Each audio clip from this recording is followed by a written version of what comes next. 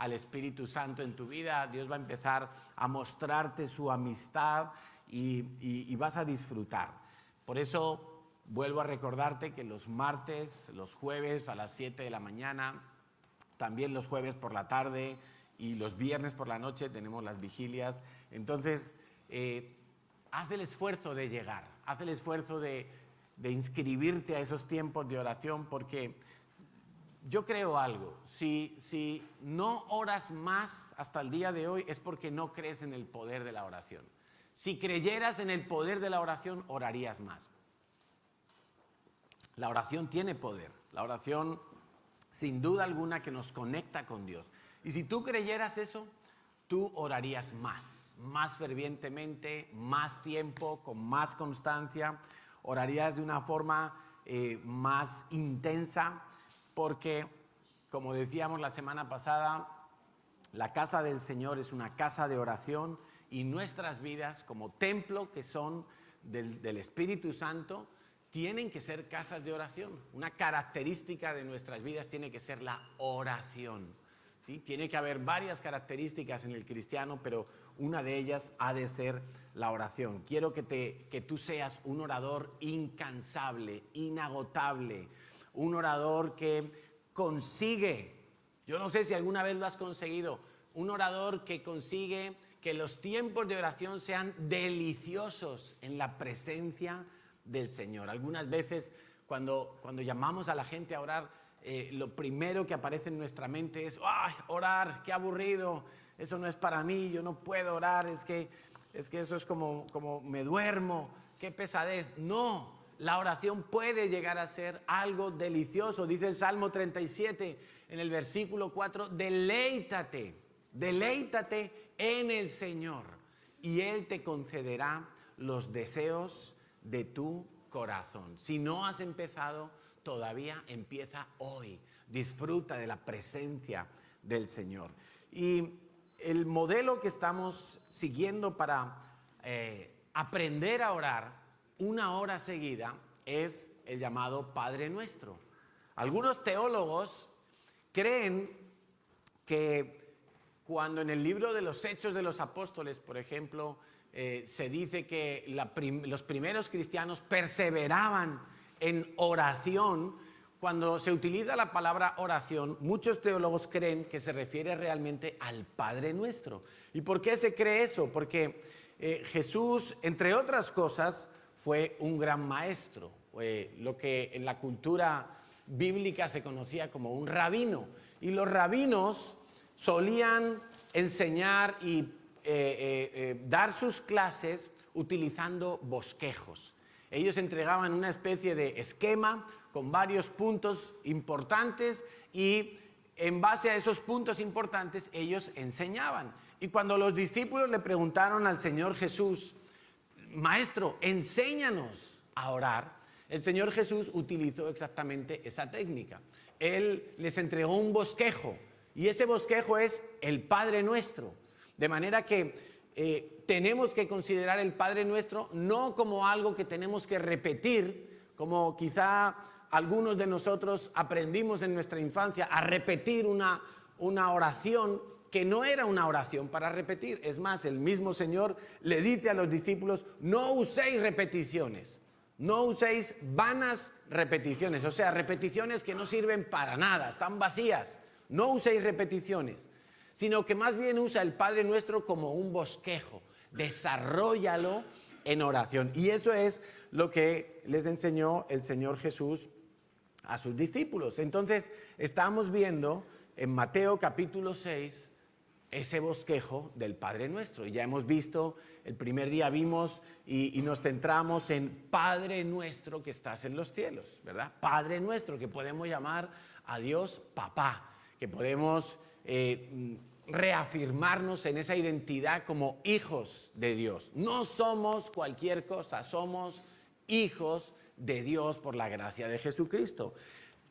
Podemos entonces luego seguir con santificado sea tu nombre. Y vimos algunos nombres importantes que se citan en la Biblia de cómo se conoce el nombre de Dios. Yahweh, vimos por ejemplo Tsidkenu, mi justicia, Macadés, mi santidad o el que me santifica. Vimos Yahweh Shalom, mi paz, Yahweh Shammah, el que su presencia va conmigo. Vimos Yahweh Nisi, mi estandarte, Yahweh Rafa, mi sanidad, Yahweh Rojí, mi pastor, o Yahweh Jireh, que me provee. Ahí tenemos unos cuantos nombres que aparecen en la Biblia tal cual y que nos indican cosas que están en el carácter de Dios y que son beneficios para mi vida. De manera que cuando yo santifico esos nombres de Dios, yo puedo declarar o apropiarme, vamos a decirlo así, esos beneficios que Dios quiere que yo tenga como su hijo. Y entonces vimos los nombres de Dios. Después sigue diciendo ese bosquejo, venga tu reino, hágase tu voluntad en el cielo como en la tierra. Y estuvimos viendo que venga tu reino, tenía que ver también con la llenura del Espíritu Santo a nuestras vidas. El Espíritu Santo es el que nos da poder para vivir. Vimos que lo relacionamos con la fiesta del Pentecostés, que fue el domingo pasado, y que se haga la voluntad de Dios en mi vida, en mi familia, en mi iglesia, en mi nación. Tenemos que orar por todos esos aspectos cuando decimos que se haga tu voluntad como se hace en el cielo, también aquí, en mi vida, en mi familia, mi esposa, mis hijos, mis papás, los que están conmigo en mi casa, pero también en mi iglesia, que se haga la voluntad del Señor. Y, por supuesto, en nuestra nación vimos que cuando el pueblo de Dios se humilla y pide perdón por los pecados de la tierra, Dios visitará esa tierra. Creo que si nosotros queremos ver algo sobrenatural en Cataluña, algo sobrenatural en Barcelona, necesitamos humillarnos, necesitamos ponernos entre Dios y la sociedad catalana y necesitamos pedirle perdón a Dios por los pecados terribles y numerosísimos de esta sociedad. No podemos, algunos cristianos tienden a vivir como en una burbuja. Bueno, como yo tengo al Señor, como yo he sido perdonado de mis pecados, como yo tengo a mi papito Dios en mi vida, a los demás que les zurzan. No, Señor, nosotros tenemos una responsabilidad y Dios ha prometido en su palabra que cuando su pueblo, los hijos de Dios, se humillan y claman y piden perdón, Dios visitará esa tierra. Yo lo creo. Y creo que si Dios todavía no ha visitado esta tierra en una forma espectacular, es porque nos falta humillarnos más. Es porque nos falta rendirnos más a la voluntad del Señor. Y entonces, en el versículo 11 de Mateo capítulo 6, el Señor sigue con el siguiente punto de ese bosquejo. Y es el siguiente: el pan nuestro de cada día, dánoslo hoy. Está hablando evidentemente de provisión. Y eso es de lo que vamos a hablar hoy. El título de la predicación de hoy es ¿puedo orar por las cosas materiales? ¿Puedo orar por las cosas materiales? Para los que toman notas allí. Pues vamos a responder a esa pregunta viendo lo que Dios dice en su palabra. Vamos a ver qué es lo que Dios piensa acerca de las cosas materiales. Pero lo triste es que a veces nosotros pensamos muy diferente de cómo Dios piensa. Sin duda alguna que muchos hijos de Dios en la iglesia no han podido hacer caso del llamado de Dios porque han estado mirando más al dinero que a Dios. Y hay mucha gente que no se ha realizado dentro de la vida cristiana precisamente por tener problemas con las finanzas, por no rendir ese área delante del Señor. En la Biblia encontramos el caso del joven rico. Todos lo conocemos, seguramente alguna vez lo hemos leído en Marcos capítulo 10. Un joven, y dice la Biblia que era un joven rico. Un joven con muchas posesiones, con muchas empresas, con mucho dinero. Este joven se acercó al Señor interesado en el reino de los cielos. Qué bueno, ¿verdad? Cuando le pregunta, maestro, ¿qué tengo que hacer para entrar en el reino de los cielos? La pregunta del millón, ¿qué tengo que hacer? Y entonces el Señor Jesús le da una serie de pautas y de consejos, y el joven está contento porque piensa que él cumple con todo eso que le está diciendo el Señor Jesús, pero llega el momento clave donde Jesús le dice: te falta una cosa todavía. Anda y vende todas tus posesiones y entrega el dinero a los pobres y tendrás tesoro en el cielo. Después ven y sígueme. Le estaba llamando, ¿verdad? Ese era un llamado específico. Ven y sígueme. Podía haber sido un discípulo más en el equipo del Señor. Al oír esto, versículo 22, el hombre puso cara larga y se fue triste porque tenía muchas posesiones. Terrible. Ahora, ¿quién puede pensar que Jesús quería estropearle la vida a este joven? ¿Quién puede pensar que Jesús quería volverle un mendigo a este joven? ¿Quién puede pensar que Jesús lo que quería era despojarle de todas las cosas para de alguna manera hundirlo en una depresión o en una angustia por no tener nada? Todo lo contrario. Jesús estaba amando a este joven. De hecho, en el versículo 21 dice: Jesús miró al hombre y sintió profundo amor por él. Y fue entonces cuando le dijo: vende todo lo que tienes, dalo a los pobres y sígueme. O sea, cuando Jesús le dijo esas palabras, ese reto tan fuerte, era porque le estaba amando. ¿Qué estaba viendo Jesús en ese joven rico? No estaba viendo su riqueza, estaba viendo su corazón esclavizado a la riqueza. Entonces, la única manera de que ese joven pudiera salir de la esclavitud en la que se encontraba era desprendiéndose de todo. Estaba tan atado que se fue triste. En vez de hacer caso y de seguir a Jesús, se alejó de Jesús porque prefirió seguir atado a esas riquezas. Hace unos meses estaba en una cena con unos pastores y a mi lado se sentó un hombre que estaba terminando sus estudios de teología. Él quería ser pastor y justo me tocó así al lado, plato con plato, y en la cena pues él me preguntó: ¿y tú de qué iglesia eres? Pues yo le dije: pues nuestra iglesia está por allá en La Maquinista. ¿Y cuántos años llevas de pastor? Pues mira, llevo tantos años. ¿Y cuántos hijos tienes? Tengo 3 hijos. Y yo ya me iba imaginando por dónde iba la conversación, porque él ya me había manifestado que cuando terminara sus cursos de teología, él quería ser pastor. Estaba esperando que Dios le mostrara dónde, cómo y de qué manera. Tenía ahí esa cuestión pendiente. Y entonces, en un momento dado de la conversación, apareció la pregunta clave. Él me preguntó: ¿y tú de qué vives? Y yo le dije: pues yo vivo de acuerdo al mandamiento de Dios. El obrero es digno de su salario. Entonces digo: yo vivo de los diezmos de la iglesia. Pero ¿y es suficiente? Digo: para mí sí. Para mí es suficiente. Dios ha sido muy fiel. Desde que nosotros entramos a tiempo completo en la iglesia, Dios ha sido muy fiel con nosotros. Y el hombre se quedó como extrañado, como diciendo: uy, eso no es lo que me habían contado, ¿no? Como que a mí me hacía ilusión, él estaba pensando: pues a mí me hace ilusión servir al Señor, es muy guay esto de ser pastor, pero ¿de qué voy a vivir?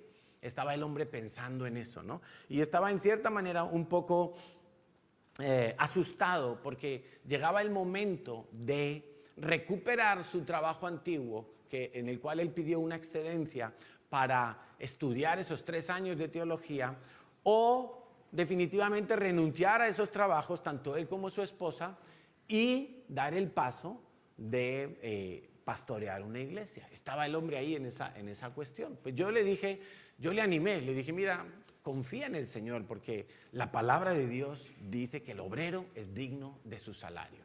O sea que si Dios te llamó, Dios se encargará de sustentarte. Pero la verdad que no le vi como cara de mucho convencimiento, pero espero que sí, que el hombre dé el paso y no se deje llevar por el temor, porque muchas veces la gente ha dejado de servir a Dios por temor. ¿Qué va a pasar el día de mañana? ¿Y cómo voy a vivir? ¿Sabes? Cuando Natalia y yo estábamos en la iglesia y no éramos pastores, teníamos buenos trabajos, buenos ingresos y ya teníamos 2 hijos, vivíamos en Madrid y cuando tomamos la decisión, porque Dios nos llamó a servir a tiempo completo en la iglesia, pues claro, tocó la hora de hablar con nuestras empresas y dejar los trabajos. Y también se lo comunicamos a nuestra familia. ¿Sabéis qué? Papá, mamá y Natalia también se lo dijo a sus padres, vamos a cambiar de trabajo. ¡Ay, qué bien! ¿Y qué empresa o qué? No, en la iglesia. ¿Eh? ¿Y tus hijos? ¿Y de qué van a vivir?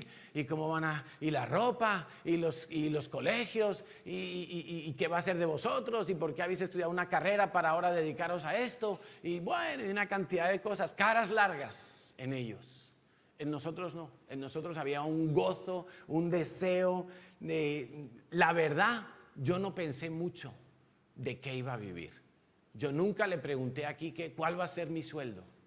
Nunca le pregunté aquí cuánto vamos a ganar como pastores. Yo solo sé que quería servir al Señor, que Dios me estaba llamando, que sabía que en esta iglesia Dios me plantó y en esta iglesia yo iba a dar fruto, iba a crecer y me iba a desarrollar en lo que Dios me había llamado a hacer. Solo eso pensé. Y Natalia y yo estuvimos totalmente de acuerdo en dar ese paso. Estamos de acuerdo también con el Señor y con nuestros pastores. Entonces, lo único que puedo decir es que Dios ha sido fiel. Dios ha sido fiel. Nunca nos ha desamparado. Si alguno que está aquí piensa que quizá le ha podido pasar como al joven rico, que algún llamado específico que Dios le hizo, pues se vio truncado por ese temor económico, pues lo mejor que puedes hacer es arrepentirte y decirle, Señor, aquí estoy. Si tú me consideras todavía válido para tu reino, para lo que tú tenías originalmente pensado, aquí estoy, Señor, dispuesto a ello. Cuando tú te humillas, Dios lo ve. Cuando tú te arrepientes, Dios lo ve. Y entonces Dios retoma sus planes originales. Ahora, la pregunta entonces era, ¿puedo orar por las cosas materiales? Sí podemos orar por las cosas materiales, pero yo te voy a dar 4 pautas que no debes olvidar cuando tú quieras orar por tus peticiones de cosas materiales. La primera, tienes que estar de acuerdo con la voluntad de Dios. La primera es que tienes que estar de acuerdo con la voluntad de Dios. Tus peticiones materiales no las tienes que hacer de manera que piensas que tienes que arrancar de la mano de Dios las bendiciones. No, tú no vas a torcer el brazo de Dios, tú no vas a convencer a Dios de cuántas cosas necesitas. No vas a convencer a Dios de que tu hijo necesita unas gafas o necesita unos zapatos nuevos o necesitas una cirugía para tu vida. No, tú no necesitas convencer a Dios porque Dios ya sabe de qué cosas tenemos necesidad. Es más, Dios sabe mejor que nosotros distinguir qué es lo que necesito y qué es lo que deseo. Dios sabe distinguir perfectamente esas dos cosas. Nosotros a veces las mezclamos y le presentamos a Dios deseos como si fueran necesidades, pero no es lo mismo. Necesidad es una cosa, deseo es otra. Entonces, para yo estar de acuerdo con la voluntad de Dios, yo voy a tener que renunciar a muchas cosas que todavía traigo grabadas a fuego en mi ego, en mi yo. ¿Cuánto de mi yo, cuánto de mis planes todavía está permaneciendo por encima de los planes de Dios? ¿Cuánto? Es una pregunta que tú te tienes que hacer. ¿Cuánto de materialismo hay en mí? Mira, una buena forma de testearnos en este área es pensar cuando a ti te proponen un plan. Oye, mira, vamos a hacer tal excursión o vamos a hacer tal salida o vamos a ir qué sé yo, a cenar o vamos a celebrar un cumpleaños. Lo primero que te viene a la mente es ¿Cuánto me va a costar? Si es eso lo primero que te viene a la mente, calcular cuánto te va a costar, es que todavía tienes mucho de ti mismo en tu forma de pensar. Todos los años tenemos campamentos en la iglesia, ¿verdad? Ahora ya van a venir enseguida los campamentos. Y todos los años me preguntan, ay, ¿y cuánto cuesta el campamento? Digo, pues lo mismo que todos los años. 10 euros arriba, 10 euros abajo. Lo mismo que todos los años. Pero ¿por qué pensamos en dinero?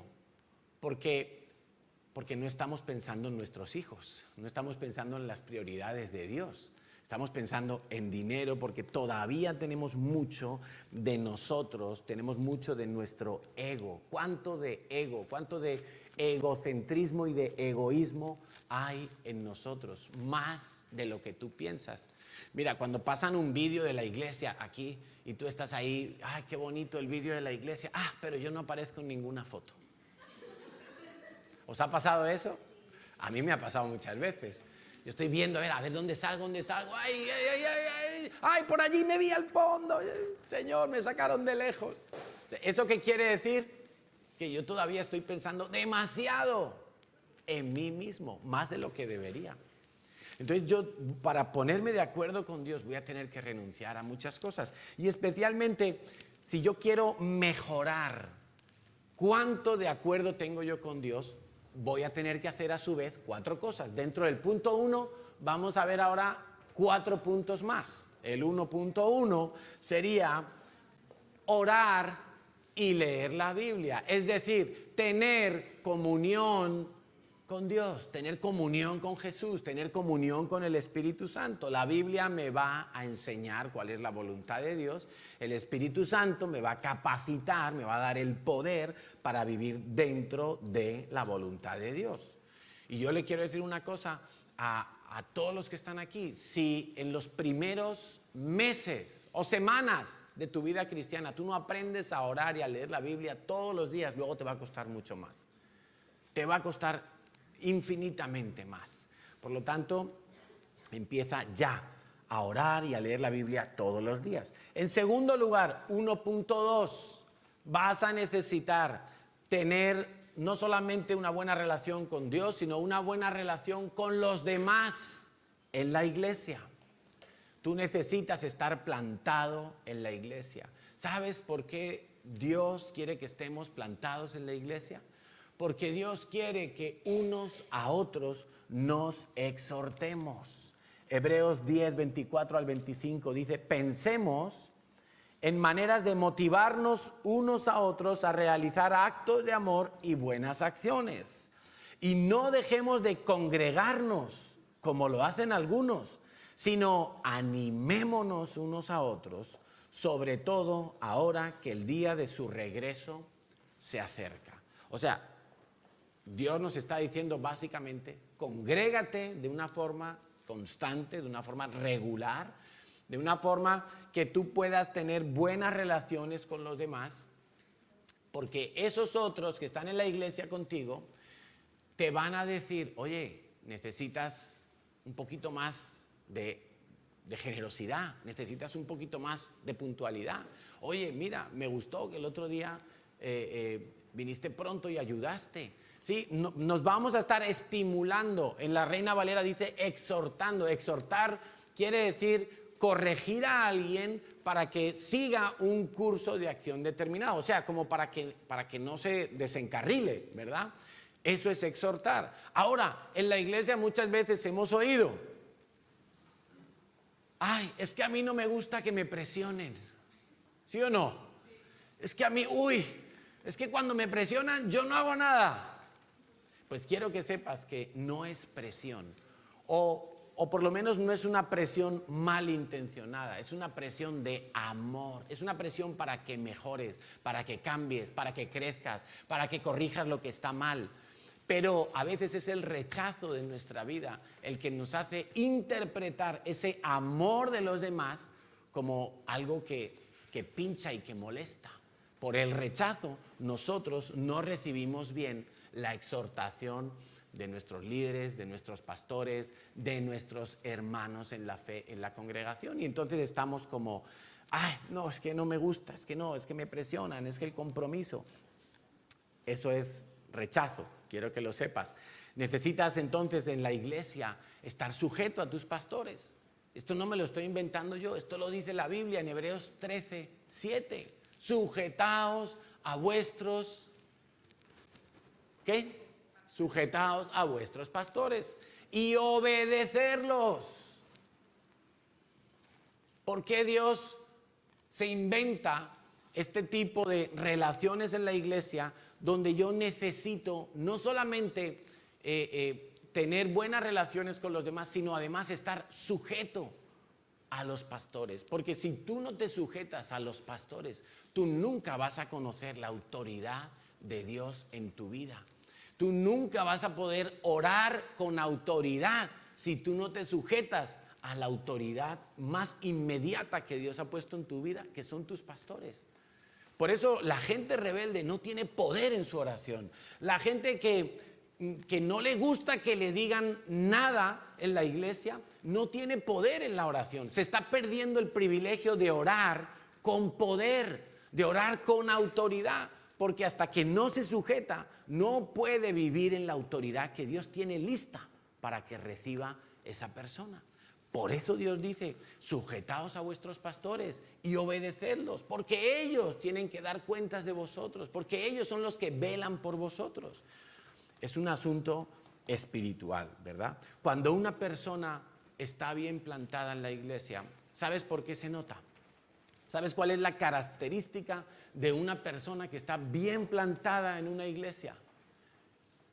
Pues es lo mismo que cuando un árbol está bien plantado y tiene sus raíces bien profundas, ya puede venir un huracán que no lo arranca.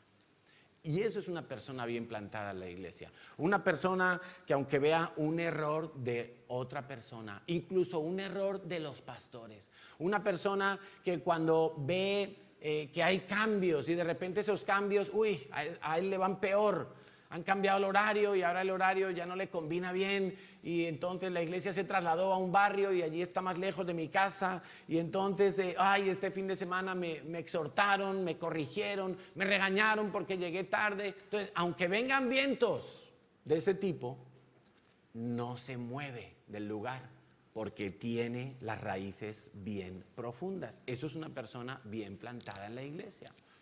O sea que plántate en la iglesia, empieza a echar raíces, porque si no te estás perdiendo de poder orar con autoridad.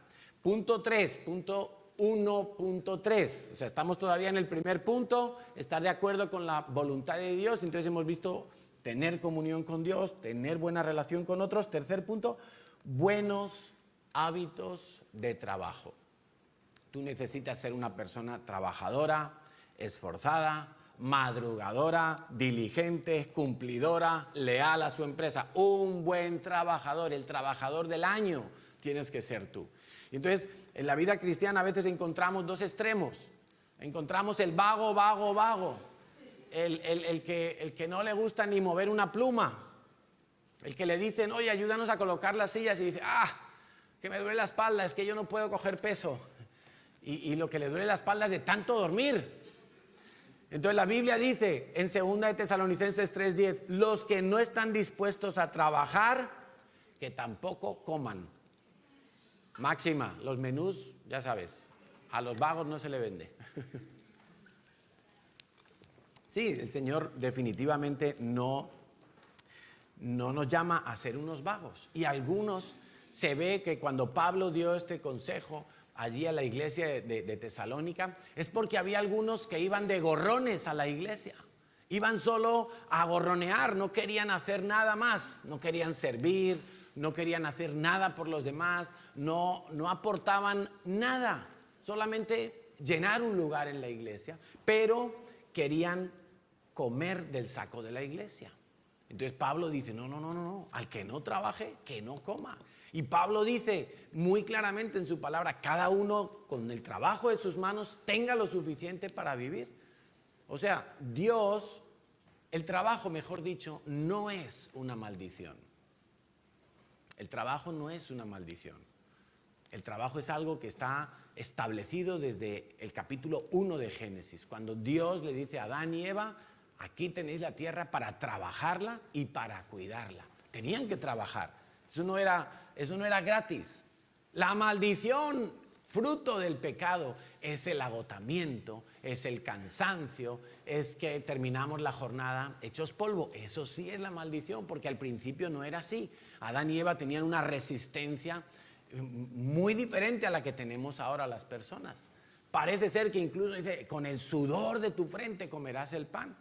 Se ve que antes de eso no sudaban, o no sé, pero imagínate. Entonces, algunos piensan, no, el trabajo, qué maldición, si podríamos vivir sin trabajar. No, ¿quién ha dicho eso? Hay que trabajar, tenemos que trabajar.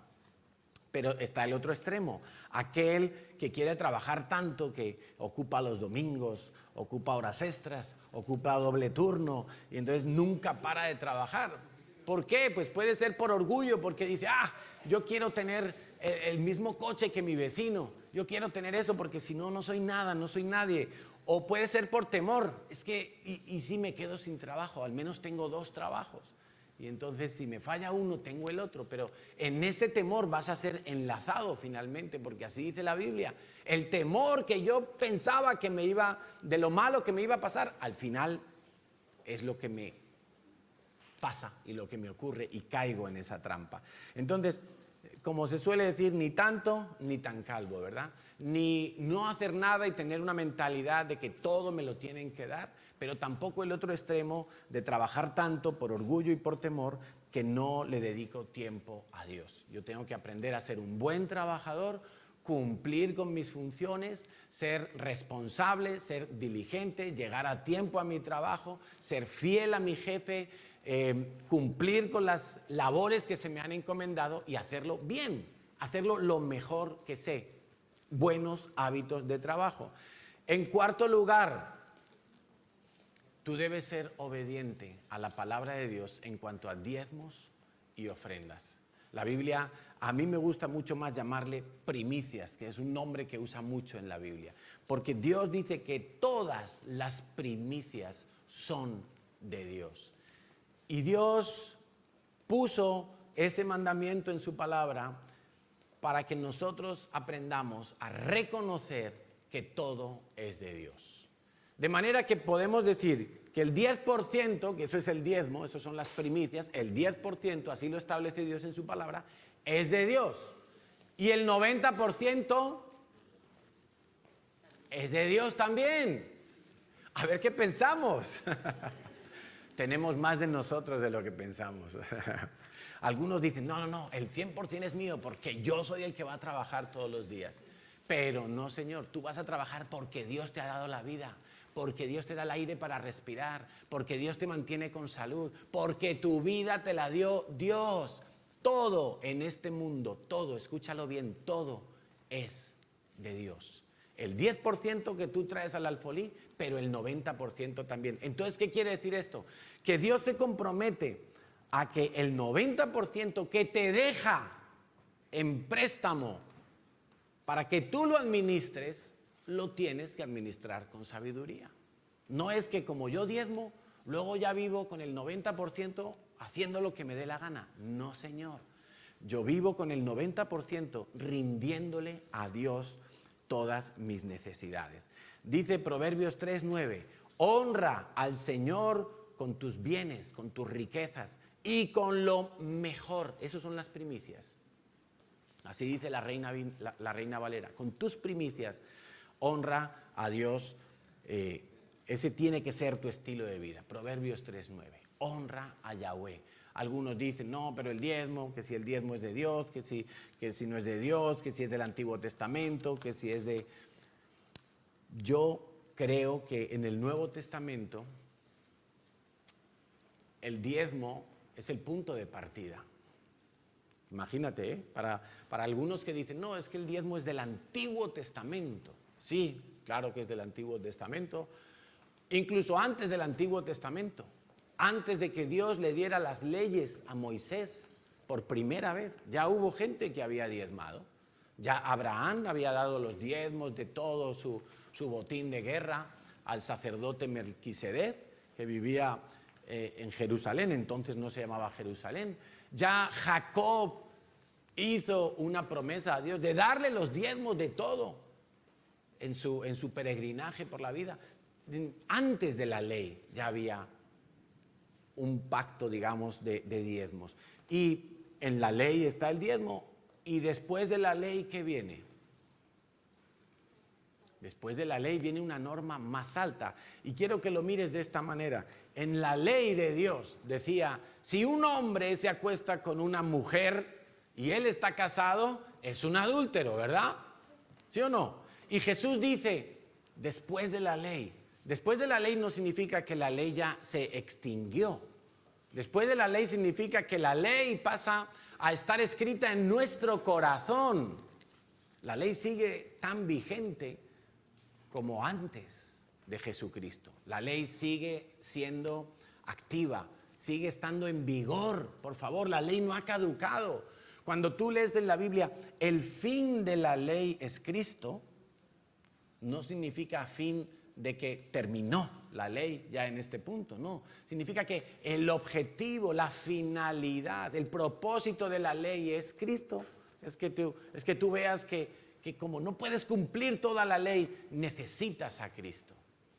Pero entonces el Señor dice, el hombre que se acueste con una mujer es adúltero. Por ejemplo, David, el rey David, fue un adúltero. Dios lo perdonó porque él se arrepintió. Pero en el Nuevo Testamento, Jesús dice, si un hombre en su corazón, aquí, en su cerebrito, pum, pum, pum, desnuda a la vecina y se imagina con ella en la cama, ya adulteró. ¿Qué es más fácil de cumplir? ¿Esto o aquello? Pues esto, ¿verdad? Oye, pues mira, con no irme a la cama con mi vecina, ya cumplí la ley. Ahora, pero ¿quién ve mi imaginación? ¿Quién sabe si yo estoy haciéndome la película en mi cabecita, en mi corazón, con la vecina? Desde luego mi esposa no se va a dar cuenta. Y los que están a mi lado tampoco. Solamente Dios se va a dar cuenta. Por eso es mucho más difícil la ley en el Nuevo Testamento. Es mucho más difícil. Absolutamente. La Biblia dice en el Antiguo Testamento, en la ley de Moisés, si alguno mata a su hermano, homicidio. Pero en el Nuevo Testamento dice, si tú insultas a tu hermano con la boca, es lo mismo que si le hubieras matado con un disparo en la cabeza. Lo mismo. Eso es homicidio también, eso es asesinato también. ¿Qué es más difícil de cumplir? El Nuevo Testamento, por supuesto. Claro, en el Antiguo Testamento se dice, el 10% es para Dios. En el Nuevo Testamento Jesús dice, todo es mío. Renuncia a todo lo que posees. Todo. Es mucho más difícil en el Nuevo Testamento. Pero independiente de la promesa de Dios es espectacular. Y Dios dice en su palabra, pruébame en esto. Trae el diezmo al alfolí y vas a ver cómo yo abro los cielos y te empiezo a bendecir. Algunos quieren que sea al revés. Señor, bendíceme primero y entonces yo te diezmaré. Pero nos va a pasar como a Roboam. Yo lo citaba en la oración, porque a Roboam le pasó justamente eso.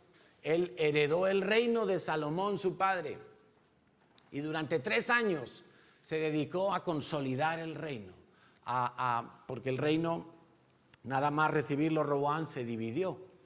¿Sí? Él puso una carga muy pesada al resto de las tribus de Israel, y entonces Jeroboam se rebeló contra Roboam y se llevó 10 tribus. Hizo el reino de Israel, o lo que se llamaba el reino del norte. Y Roboam se quedó con Judá y con Benjamín, 2 tribus. Y entonces en los 3 primeros años de su reinado, tengo que retener estas 2 tribus y consolidar el reino y fortificar las ciudades y defenderme y asegurar que esto ya no me lo van a quitar. Y 3 años estuvo haciendo eso y Dios lo bendijo y lo prosperó. Y al cabo de 3 años, como ya estaba bien, como ya estaba seguro, en su zona de confort, como ya tenía un buen sueldo, como ya se había librado de todas las deudas, como ya tenía su casita pagada, como ya tenía su coche del año, como ya tenía toda la tranquilidad económica, militar del mundo, dijo, allá Dios, que yo ahora me voy a pegar la buena vida. Y se olvidó de la ley de Dios. Pero Dios, que lo amaba tanto, sacó la varita pan en el culete, y le envió al faraón de Egipto a invadirle todo Judá.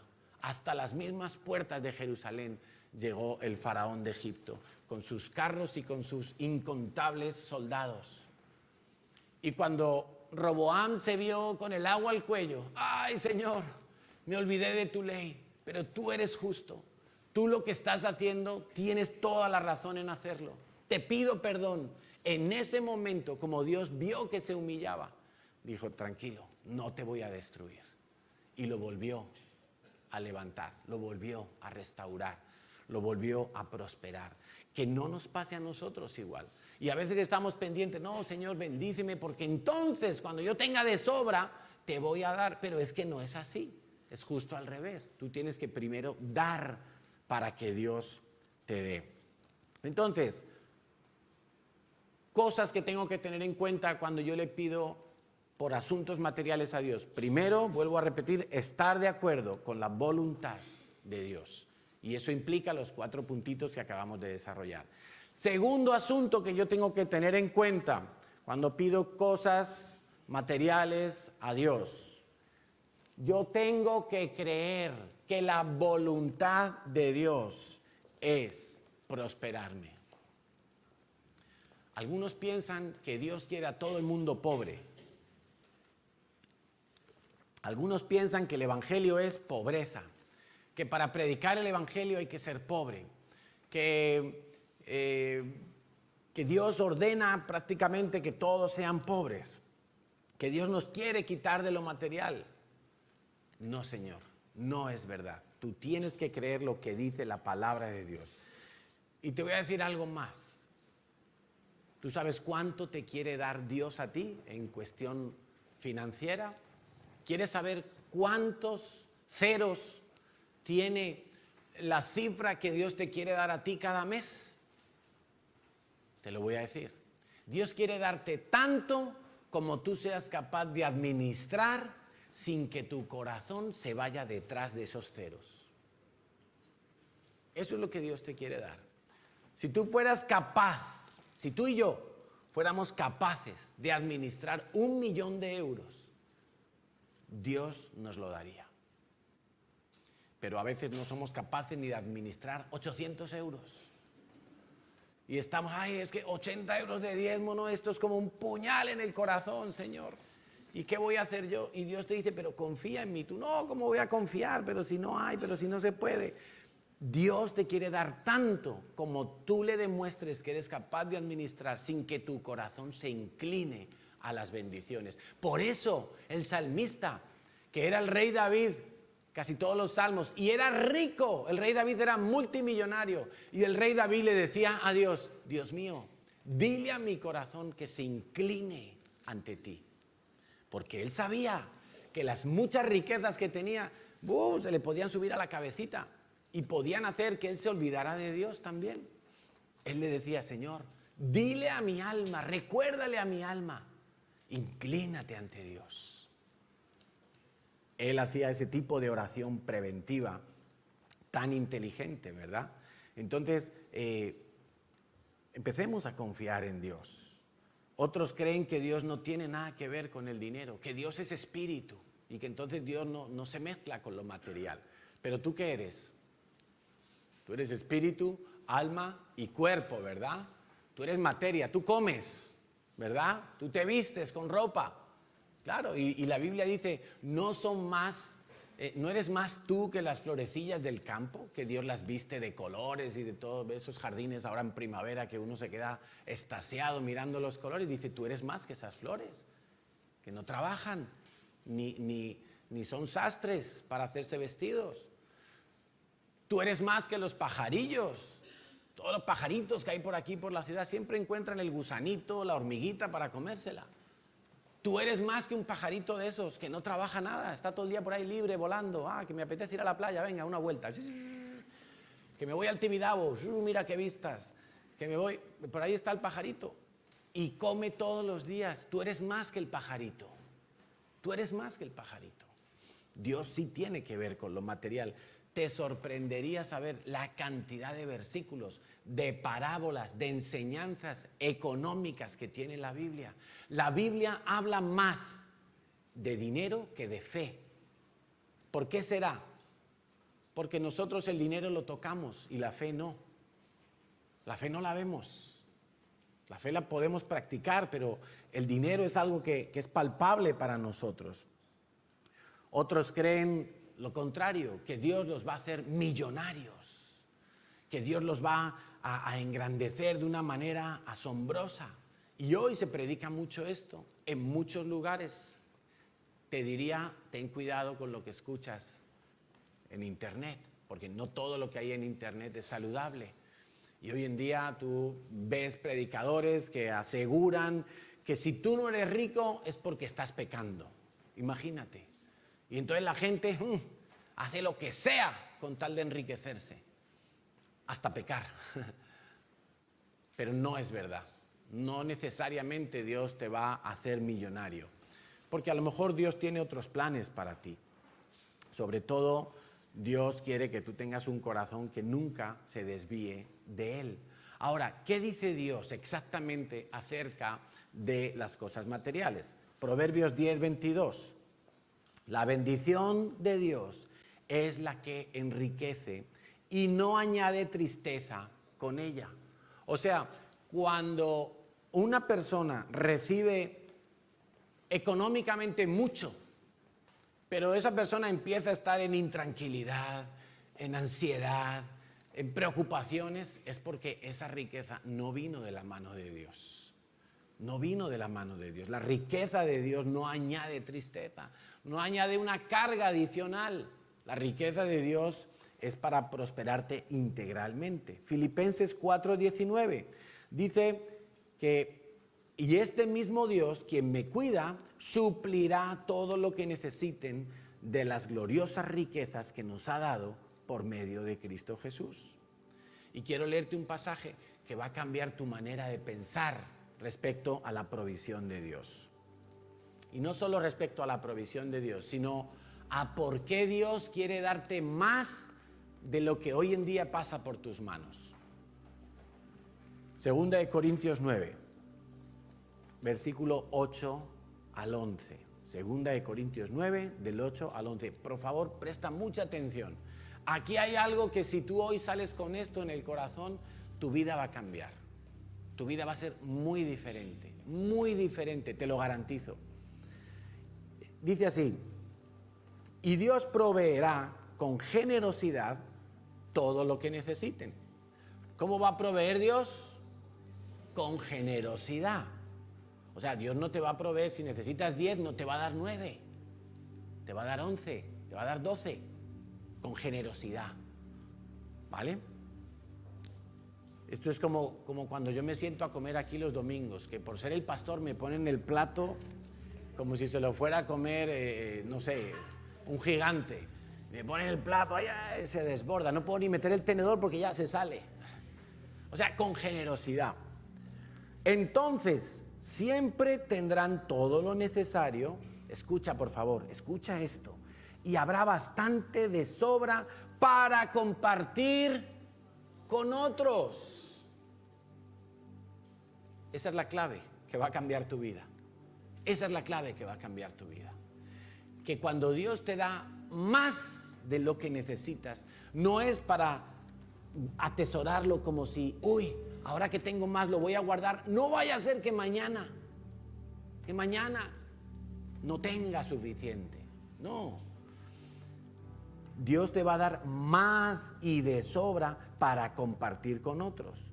Como dicen las Escrituras, ellos comparten con libertad y dan con generosidad, generosamente, a los pobres. Sus buenas acciones serán siempre recordadas. Pues es Dios quien provee la semilla al agricultor y luego el pan para comer. De la misma manera proveerá y aumentará los recursos de ustedes y luego producirá una gran cosecha de generosidad en ustedes. Efectivamente, serán enriquecidos en todo sentido para que siempre puedan ser generosos. ¿Para qué te va a enriquecer Dios? ¿Para tener el mejor coche de la ciudad? ¿Para presumir de ropa o de reloj o de móvil o de bolso? No, te va a enriquecer para que puedas ser generoso. ¿Sabes por qué quiere Dios esto? Porque Dios sabe que la persona más feliz en este mundo es la que da, no la que recibe. Tú le das a un pobre y el pobre se alegra, claro. Se alegra porque mira, le arreglaste el día, ¿sí? Pero tú te vas a casa y dices, wow, Señor, me das el privilegio de tener para dar y compartir a otro. Algunos nunca han experimentado esto porque no se han puesto. Hay dos tipos de personas en este mundo respecto a lo material: los que son recibidores o los que son dadores. Los que siempre están dame, necesito, dando pena. Sí, yo. Y a veces es algo inconsciente el dar pena, pero siempre están en esa actitud de recibidores. Y no se han planteado pasar al bando de los dadores. Y alguno me dirá, pero pastor, es que si yo tengo apenas 10 euros para terminar el mes, no importa, da 1, da 2, da, porque dando es que vas a recibir y porque dando vas a ser más feliz y Dios va a cumplir su palabra. Él te va a dar generosamente para que tú puedas repartir a otros. Efectivamente, serán enriquecidos, dice el versículo 11, en todo sentido para que siempre puedan ser generosos. Y cuando llevemos sus ofrendas a los que las necesitan, ellos darán gracias a Dios. Esto es lo que puede cambiar tu vida desde hoy en adelante. En vez de pedir para tener más, en vez de pedir para mejorar mi calidad de vida, que es muy lícito, por cierto, muy lícito. ¿Qué tal si empezamos a decir, bueno, Señor, si yo puedo vivir con esto, todo lo que tú me des por encima de esto, lo voy a dar, lo voy a repartir, voy a ayudar a una misión, voy a aumentar mis ofrendas, voy a dar al hogar del huérfano, voy a dar a la ONG, voy a bendecir a alguien que lo necesite. Imagínate, de esa manera, cuando tú te metes en esta voluntad de Dios, es que la rueda el engranaje empieza a circular. Empieza hoy a confiar tu dinero a Dios. Empieza hoy a confiar tus finanzas a Dios. No lo dejes para mañana. No lo dejes para mañana. Hay gente que me dice, es que yo prefiero dar el diezmo a los pobres. No, el diezmo es para Dios. Por encima del diezmo, para los pobres. Para una causa justa que tú busques. Pero hazlo desde ya. Y vas a comprobar la fidelidad de Dios. Vas a comprobar que Dios es bueno, que Dios es fiel. Tercer punto. Entonces hemos visto, primero, necesito estar de acuerdo con la voluntad de Dios. Segundo punto, necesito creer que Dios quiere prosperarme. Pero lo creo porque Dios quiere prosperarme para que yo me vuelva generoso. No para que yo me vuelva un presumido de las 4 pesetas que tengo ahorradas. Tercero, necesito pedir cosas concretas. El pan de hoy. Señor, dame el pan de hoy. Dice, ¿qué vecino? Si su vecino le pide, necesito 3 panes porque tengo visita y no tengo. ¿Y qué le pide? 3, necesito 3 panes. Porque vinieron mis sobrinos y no tengo, necesito 3. Dios nos enseña a pedir cosas concretas. Y la mejor manera que yo entiendo de pedir cosas concretas es que tú manejes un presupuesto en tu casa. Yo manejo un presupuesto en mi casa, manejo un presupuesto en la iglesia y yo le pido a Dios, Señor, el presupuesto de la iglesia es este, a día de hoy. Pero como queremos cambiar de local, Señor, el presupuesto que necesitamos es este. Entonces yo le pido a Dios el presupuesto aumentado. Pídele a Dios en base a un presupuesto que tú hagas. Y si no sabes hacer un presupuesto, pues inscríbete al curso de finanzas, que es después del verano. Salmo 37:4. Deleítate otra vez, deleítate en el Señor y Él te concederá los deseos de tu corazón. Y último punto, y ya con esto quiero que oremos, porque todo esto es para aprender a orar por las cosas materiales. Sí se puede orar por las cosas materiales, pero no alegremente como, Señor, yo declaro que voy a ser millonario. No, eso es una estupidez. Eso es algo de lo cual Dios, es una ofensa a Dios, eso, hacer una cosa así. Cuarto y último punto, insiste, insiste, insiste, persevera, persevera, persevera, como aquella viuda que fue delante del juez y fue tan insistente que el juez no tuvo otro remedio que hacerle caso para quitársela de encima ya, porque estaba cansado de oír a esa mujer todos los días, hazme justicia, hazme justicia, hazme justicia. Y Dios dice en su palabra, si aquel juez injusto atendió a esa mujer, cuánto más tu Padre te atenderá a ti y no tardará en responderte. Siempre que ores, ten en cuenta que el mundo espiritual se va a remover. Siempre que tú ores, al momento Dios recibe tu petición y al momento Dios prepara la provisión y la respuesta para tu necesidad. Pero a veces vamos a encontrar, y la Biblia nos da ejemplos, de que a veces hay, en el mundo espiritual hay batallas, hay interferencias, hay oposición. Por eso habrá veces que tú oras y la respuesta de Dios va a llegar, pero mira, así, inmediata. Prácticamente estás pensando en lo que le vas a pedir y ya te llega. Pero habrá otras veces que necesitas orar y desarrollar la fe, desarrollar la tenacidad, desarrollar la perseverancia, desarrollar la paciencia, porque la paciencia produce fe. Y habrá ocasiones donde tú oras y tarda en llegar la respuesta, pero tienes que creer que la respuesta está en camino. Persevera, insiste, no dejes de orar hasta que recibas la respuesta de Dios. Ese es el cuarto punto. Así es que yo te invito a que oremos y que tú traigas hoy delante de Dios tus necesidades y que traigas delante de Dios los deseos de tu corazón y que lo pongas delante de Dios y que Dios haga lo que tenga que hacer, que Dios, que tiene la última palabra, haga su perfecta voluntad. ¿Estamos? Entonces vamos a ponernos en pie y vamos a orar.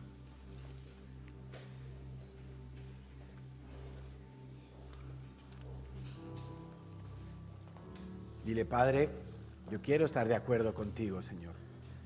Quiero aprender a venir delante de ti, a abrir mi corazón. Quiero aprender a ver tu punto de vista sobre las cosas materiales. Cambia, Señor, mi manera de pensar, porque he creído muchas mentiras acerca del dinero. He creído que el dinero era malo, que el dinero estaba contaminado, que era algo sucio, que es algo que tú no apruebas. Señor, he creído mentiras, he creído el evangelio de la prosperidad, he creído el evangelio de la pobreza. He creído, Señor, que solo los pobres entrarían en el reino de los cielos, pero no es verdad, Señor. Tú quieres corazones rendidos, tú quieres personas capaces de administrar tu riqueza, Señor. Tú quieres bendecirme, tú quieres mostrarme cuál es tu voluntad, Señor. Yo quiero, viniendo a tu palabra, encontrar tus promesas, encontrar tu instrucción, encontrar tu sabiduría. Quiero pedirte, Espíritu de Dios, que me dé sabiduría para administrar lo que pasa por mis manos. Recuérdame diezmar, Espíritu de Dios. Recuérdame darle a Papá Dios las primicias de todo lo que pasa por mis manos. Espíritu Santo, yo quiero experimentar la paz que viene de lo alto. La promesa del Padre dice que Él abrirá las ventanas de los cielos después que yo haya diezmado. Y Él me bendecirá con bendiciones generosas, con bendiciones abundantes. Sobrará, abundará en mi vida. Y quiero pedirte, Espíritu de Dios, que me ayudes a soltar la tacañería en mi vida, a soltar la codicia, a soltar la avaricia, a soltar el orgullo, el temor. Señor, reconozco que a veces trabajo demasiado porque soy orgulloso. Te pido perdón, Señor, porque me he comparado con los que están a mi lado, me he comparado con mis vecinos, con mis compañeros del trabajo y he querido tener lo mismo que ellos. Por eso la motivación de mi corazón estaba equivocada, Señor. A veces he trabajado más de la cuenta por temor al futuro, por temor a quedarme desamparado, por temor a lo que podía ocurrir en el día de mañana. Señor, perdóname porque a veces he pensado que mi provisión eran los préstamos, los créditos, y me he metido en problemas, Señor, por endeudarme más de la cuenta, más de lo que podía pagar, Señor, porque en mi vanidad perseguí sueños vacíos, perseguí sueños temporales que no eran de acuerdo a tu propósito para mi vida. Señor, hoy renuncio a la pobreza, renuncio a la vagancia, renuncio al orgullo, renuncio al temor al futuro, renuncio al egoísmo de mi corazón, renuncio a pensar solamente en mí, Señor, y quiero poner mis ojos en Jesús, el cual dio su vida por amor, el cual renunció a toda la gloria del cielo para venir y hacerse siervo. Señor, te pido que trabajes en mi corazón para que yo me vuelva una persona generosa, una persona capaz de experimentar la bienaventuranza de dar, la felicidad, el gozo de dar más allá de mis fuerzas, Señor, de dar todo lo que me sobra, Señor, y aún de lo que no me sobra, Señor. Quiero aprender a ser una persona generosa. Quiero ser conocido por mi generosidad. Tu palabra dice que el generoso todo el tiempo está pensando en generosidades. Arranca de mi corazón la usura, arranca de mi corazón la escasez, arranca de mi corazón el temor, arranca de mi corazón el creer que yo puedo hacerlo solo, Señor, que yo sé más que tú, que yo soy más listo que tú. Arranca de mi corazón esa necedad, Señor, porque no es buena, porque me hace daño. Señor, limpia mis motivaciones, limpia mi alma. Y hoy, Señor, hoy quiero dar el paso de confiarte mi área financiera, de confiarte en mis necesidades económicas. Señor, hoy te presento el presupuesto de mi vida. Hoy te presento, Señor, mis necesidades. Lo que necesito para pagar un alquiler, para pagar comida, para pagar transporte, para pagar mi ropa, Señor. No te pido grandes cosas, Señor, porque quiero aprender a vivir con lo que tú me des, Señor. Y sé que tu intención es bendecirme más y más, Señor.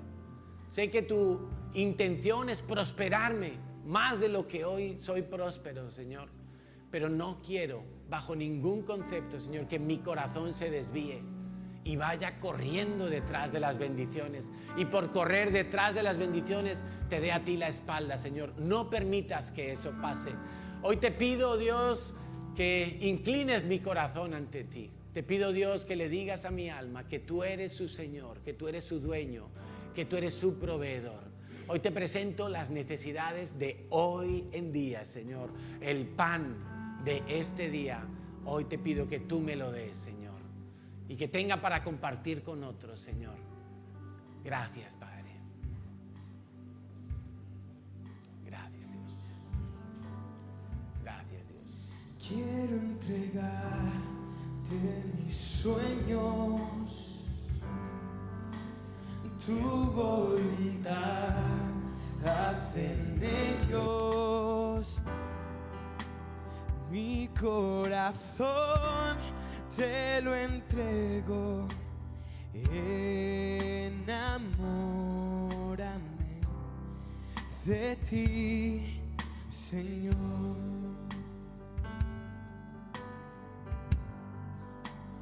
Quiero aprender a escucharte.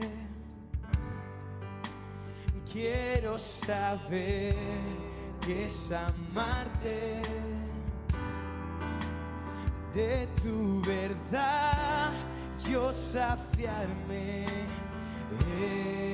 Enamórame de ti, Señor.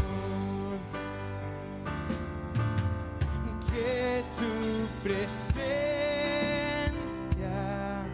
me inunde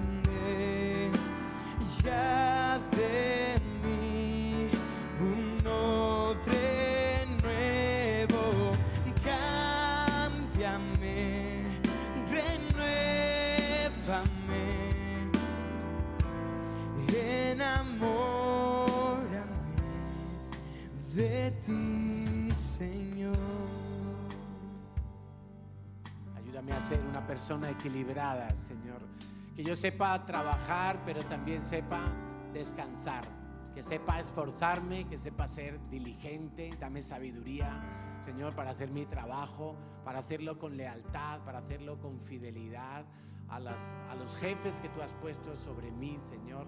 Para no hacer nada indebido, Señor. Hoy te pido, Dios, que me enseñes a deleitarme en tu presencia. Que me enseñes a confiar en ti, Señor. Que me enseñes a esperar en ti. Tú eres bueno. Tu palabra dice que tú eres bueno, Señor. Señor, enséñame a estar sujeto a mis pastores. Enséñame a pensar bien de ellos. A pensar que ellos me aman, que ellos velan por mí, que están puestos por ti, Señor, para bendecir mi vida. Enséñame a relacionarme bien con las demás personas de la iglesia. Señor, enséñame a perdonar, a amar genuinamente. Enséñame a servir por amor, no por interés.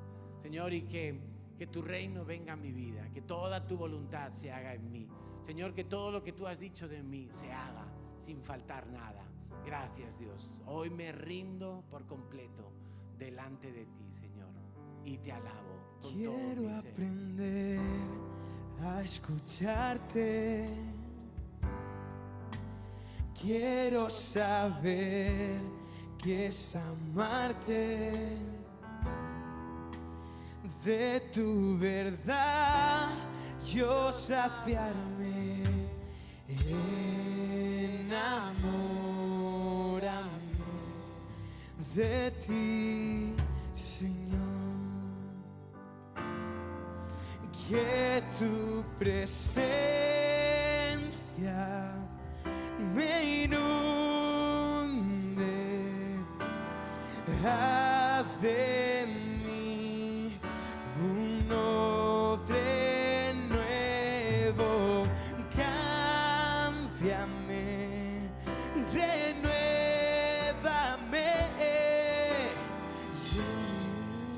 enamórame de ti, Señor. Si tú crees que en tu vida hay cosas que has dejado de hacer para Dios porque estabas pensando en los costes materiales, estabas pensando en el precio de las cosas materiales que había que pagar, y quizá tu vida ha estado triste, ha estado apagada, has visto cómo algunos planes de Dios se anulaban, cómo tú mismo te alejabas de Dios porque pensaste que no podrías pagar ese precio tan alto. El Señor te está invitando a que hoy te arrepientas y a que hoy le digas: Señor, perdóname porque amé más el dinero y las posesiones que tus planes. Le di más importancia, Señor, me aferré a cosas, a propiedades más que a ti, Señor. Y eso me ha dolido durante muchos años. Eso ha sido, Señor, una carga que he llevado en mi soledad. Ha sido un dolor interno. Ha sido causa de tristeza, Señor. Ha sido causa de falta de gozo en mi vida. Porque en el fondo sabía que había despreciado tu llamado, que había puesto en segundo lugar tus planes, Señor. Y te pido perdón. Y pídele perdón si es tu caso. Dile: Señor, perdóname. Hoy reconozco mi error, reconozco mi amor al dinero, reconozco mi temor, reconozco mi orgullo, reconozco que me equivoqué, papá. Pero Señor, si tú quieres recuperar tus planes, aquí está mi vida. Haz conmigo lo que tú quieras hacer, Señor. Restaura mi vida, restaura el gozo de mi corazón. Señor, si aún estoy a tiempo de ser usado por ti, aquí está mi vida. Cuenta conmigo, Señor, porque sé de tus muchas misericordias. Sé, Señor, que tú perdonas más de lo que yo puedo entender. Restáurame, Señor, lávame, límpiame de toda mi maldad, devuélveme el gozo de la salvación, Señor, porque yo lo que quiero es servirte a ti. Gracias, Dios mío, gracias, Señor, y quiero aprender a confiar en que mi hoy y mi mañana están en tus manos, que nada escapa a tu visión, a tu sabiduría, a tu gobierno. Todo lo que soy y todo lo que tengo lo traigo.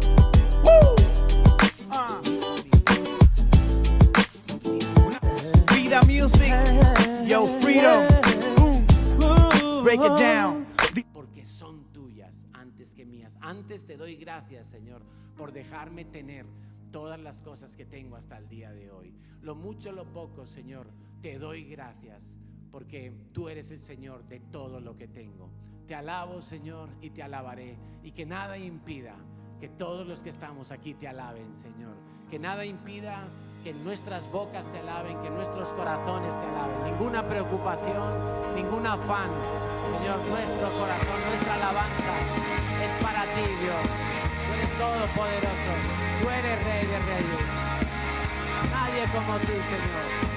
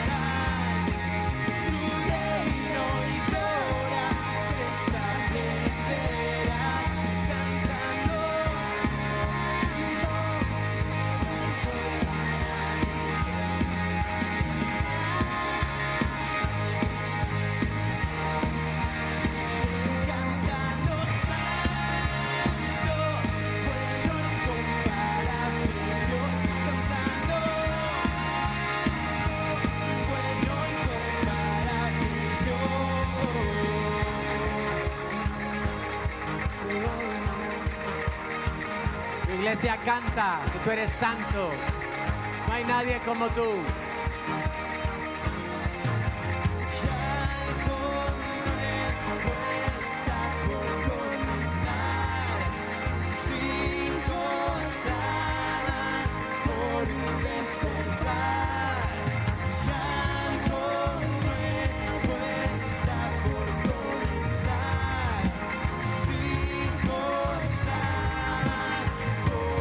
Despertar, cielo y tierra.